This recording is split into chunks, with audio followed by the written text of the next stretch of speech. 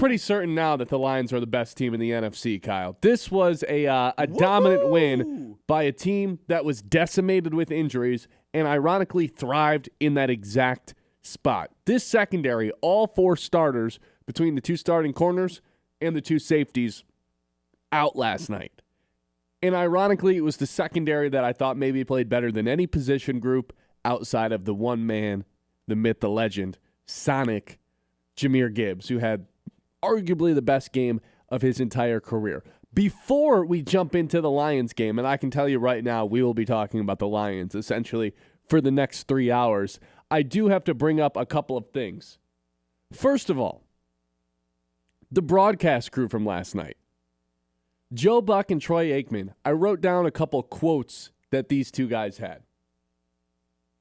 Joe Buck says, to open up Monday Night Football, while the Tigers couldn't get it done,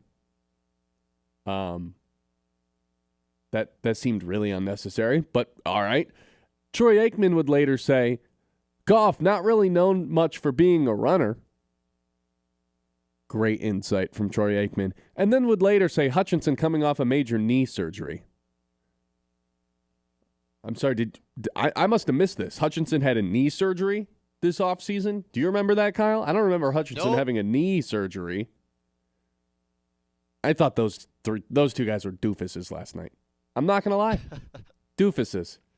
Like, what are the Tigers getting shots for on Monday Night Football? Well, then that Joe seems Buck's really unnecessary. The entire call of the Jahmyr Gibbs 78-yard touchdown run is just totally broken up by Troy Aikman complaining about how much it probably sucks to be a defensive back in the NFL because of all the penalties that get called. It's just bad. I don't get it. Usually those guys are, like, perfect. But I just wrote down those three things. There's a handful of other things. I was like, what are these guys talking about right now? Troy Aikman, how long did that hamstring bit go on for? When Troy Aikman was like, I got on a treadmill one time and hurt my hamstring. And then they talked about their own hamstrings for the next, 7 minutes. I don't know what those guys were doing. I felt like that needed to be brought up. But I feel like more than anything, lead of the show, what are we talking about? Biggest takeaway, that backup secondary that the Lions had out there. Let's run through some names. Eric Hallett, Arthur Mollett, Rock Yassin, Amik Robertson, who is a little bit more familiar with the Lions fan base, Thomas Harper, and Nick Whiteside. Shout out SVSU. All of those guys, every single one of them, at some point throughout the 60-minute game yesterday, made a big play.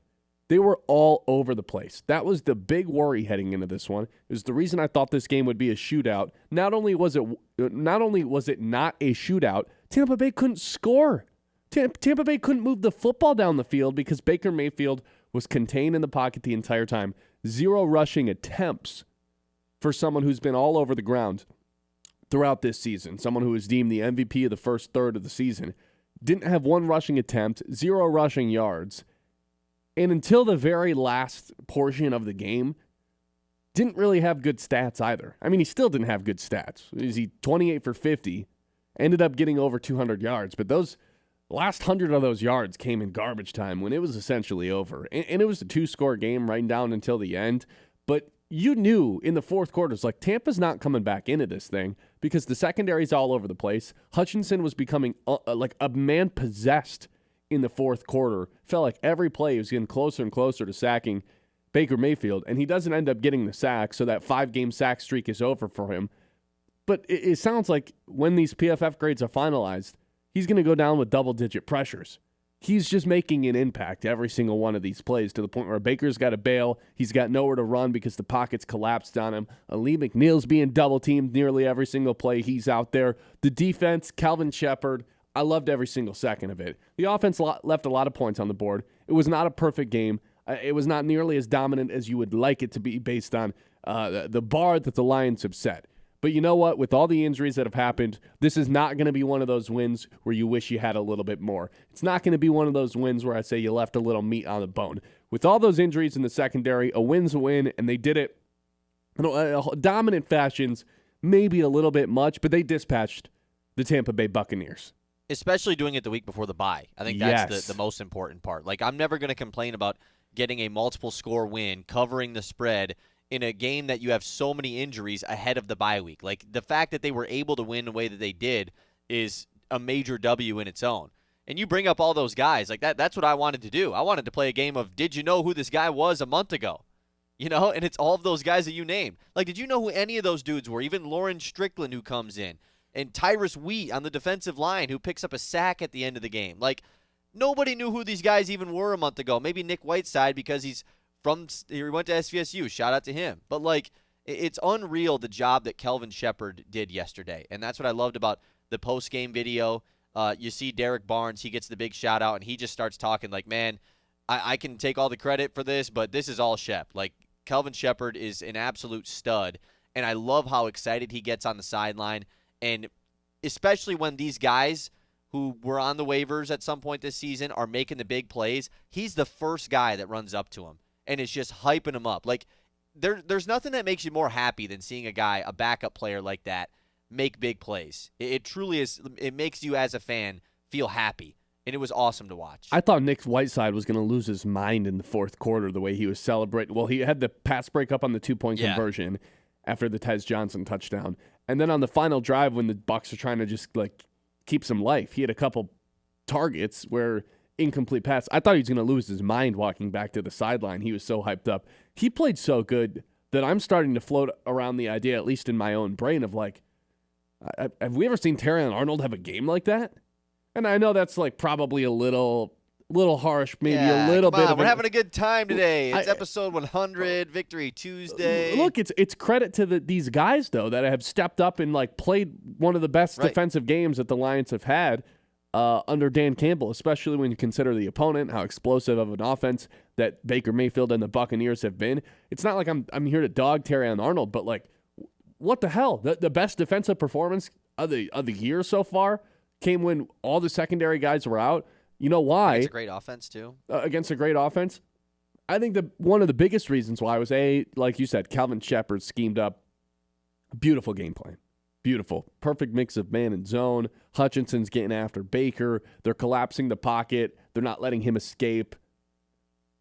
But a huge part of that, and I think the reason that Hutchinson was able to have such a dominant game despite having no sacks, Salim McNeil was in there causing mayhem right from the rip. He only gets one tackle on the day if you look at the box score, but also had a pass defended, tipped pass at the line of scrimmage. But he's consistently drawing double teams. He's consistently breaking down the pocket to the point where, hey, you're not going to be able to double team Hutchinson every single play. And I saw a funny Hutchinson stat too after last night.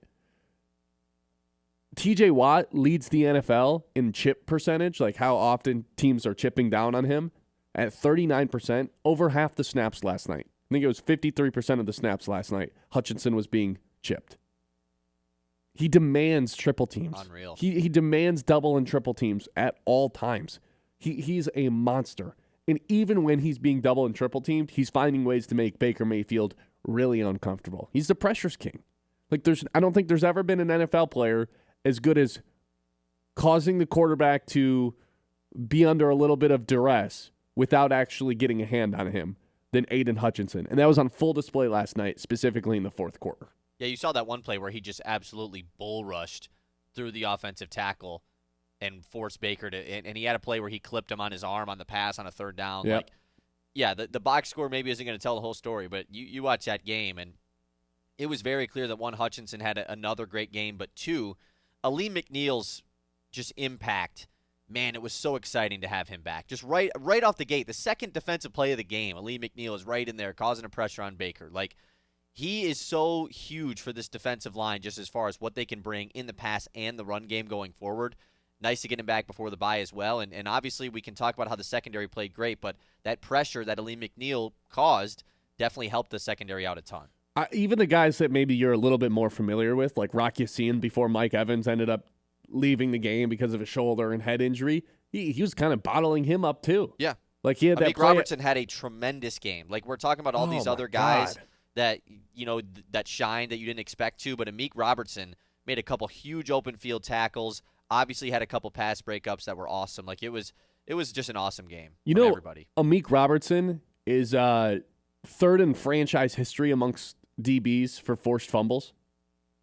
Really? He's played a season and a half with the Lions. I mean, that punch tackle, man, they were punching a ton in this game. I mean, it's Peanut funny punch. that they do that, but it worked. Yeah, he's now caused 4 fumbles, which is the third most in franchise That's history unreal. it was either corners or DBs. Right. But either way, for him to do that fast, it shows you the impact that he has. Totally. And it's like he's so funny too because he's one of these guys that's always been the third corner on the team. He's never been anything more and he's never been anything less unless there's been an injury. And on a handful of different occasions, he said to step up and be that outside corner. This guy could be a starting corner, an outside corner on a lot of different NFL teams. Every time they ask this guy to step up, he looks like an all-pro corner out there. And yesterday was no exception. He was a monster last night, and it was against an awesome group of wide receivers in Emeka Egbuka, who I think was clearly hobbled by the end of the game with that hamstring injury, and then Mike Evans, who ends up leaving the game due to a shoulder injury and a head injury later on. But I thought him and Rocky Sim are fantastic, and then like the trio of, well, I guess the quadruple, what would that be? The quadruple? I think that's right. Sure. Of Eric Hallett, Arthur Mullet, Thomas Harper, and Nick Whiteside. Those 4 guys, like, again, you probably never heard of them until this week, but they were all making plays. Like, Eric Hallett had a team-high 8 tackles at safety. Arthur Mullet had that strip interception. It's going down as an interception. I think he just stripped the ball. Whatever it was. Yeah, it was awesome. I think it should just be a fumble. Thomas Harper's all over the play making plays, and then Nick Whiteside had 3 pass deflections, and then another one on that 2-point conversion, so 4 in total. Every single one of them at one point stepped up, made a huge play. That secondary really was buzzing last night. It's weird that they had the best game so weird. of their entire season with all 4 starters out, but that's where we are. I think thinking about what it's going to look like when everyone's back with Lee McNeil in there too, that is something to really be excited about. And I feel like if we're going to talk about the defense for 10 straight minutes, I just have to bring up Jack Campbell. He's going to be an all-pro this season. He's ridiculous.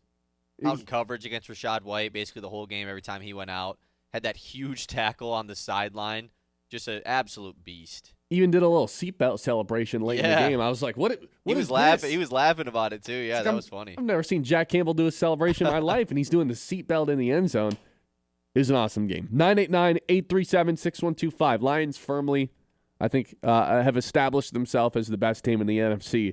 And there's a player on the team that established himself or reestablished himself as one of the premier players in the NFL. You already know who I'm talking about. Let's talk about Jahmyr Gibbs' epic performance that he had last night when we come back. This is the Ben Bosscher Show here on 100.